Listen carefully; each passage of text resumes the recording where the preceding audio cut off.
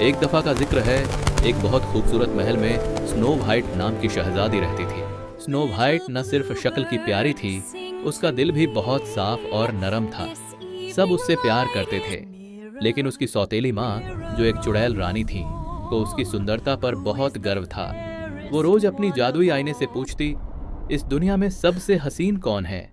जब आईने ने बताया कि स्नो वाइट अब क्वीन से ज्यादा खूबसूरत है, तो क्वीन जलकर राख हो गई। क्रोध में आकर उसने अपने शिकारी को आदेश दिया कि वह स्नो वाइट को जंगल में ले जाए और उसे मार डाले। जंगल में शिकारी का दिल पिघल गया। उसने स्नो वाइट को नहीं मारा और कहा, यहाँ से भाग जाओ। शिकारी ने वह बक्सा चुड़ैल रानी को दे दिया और कहा कि इसमें स्नो वाइट का सिर है।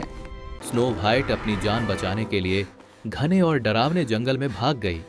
स्नो वाइट इधर उधर दौड़ रही थी और अचानक उसकी नजर एक छोटे प्यारे घर पर पड़ी। घर अंदर से खाली था, लेकिन बहुत गंदा हो रहा था। वहां सब कुछ बहुत छोटा था, बच्चों के घर जैसा। स्नो वाइट ने जंगल के जानवरों की मदद से पूरा घर साफ कर दिया। जब 7 बौने शाम को काम से लौटे, तो घर को साफ और सुव्यवस्थित देखकर वे बहुत प्रसन्न हुए। उन्होंने स्नो वाइट को देखा और उसकी मासूमियत पर मोहित हो गए। वे सब दोस्त बन गए। तब चुड़ैल रानी को पता चला कि स्नो वाइट जीवित है। उसने अपना रूप बदल लिया और एक बूढ़ी औरत का रूप ले लिया। उसने एक चमकदार लाल सेब बनाया, जो देखने में स्वादिष्ट था, लेकिन अंदर से जहरीला था। चुड़ैल रानी जंगल में पहुंची और स्नो वाइट को खाने के लिए एक जहरीला सेब दिया। जैसे ही भुलक्कड़ स्नो वाइट सेब का एक टुकड़ा खाती, वह बेहोश होकर जमीन पर गिर जाती। बौनों ने मिलकर चुड़ैल रानी का पीछा किया।